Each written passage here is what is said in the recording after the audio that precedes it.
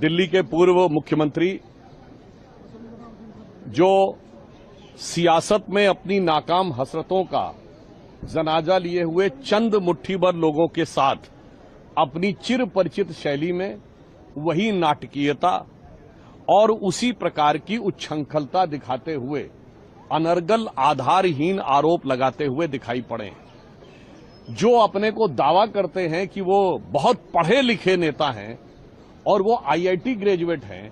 वो किसी भी गंभीर विषय के ऊपर बगैर किसी आधार के बोलने के माहिर हैं।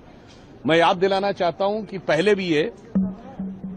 जिस समय वैक्सीन की बात आई थी तो उन्होंने कहा था वैक्सीन का फार्मूला सबको बांट क्यों नहीं दिया जाता, ये आईआईटी ग्रेजुएट बोल रहा था। और अब जबकि उल्लेखनीय बात यह है कि वो मैकेनिकल इंजीनियरिंग से ग्रेजुएट है, इसके बावजूद E20 के मुद्दे के ऊपर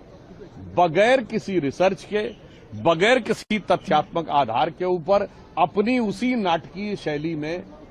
इस प्रकार की अभिव्यक्ति, वो भी शायद उंगलियों पर गिनने लायक लोगों के द्वारा, ये करना दर्शाता है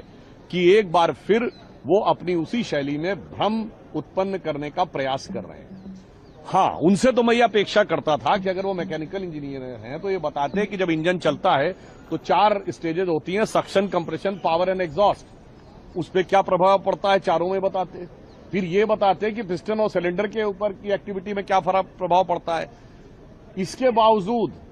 ना कोई रिसर्च, ना कोई आधार, ना किसी कंपनी का कोई डाटा, और उसके बाद आकर फिर इसी प्रकार का विवाद खड़ा करना। मुझे लगता है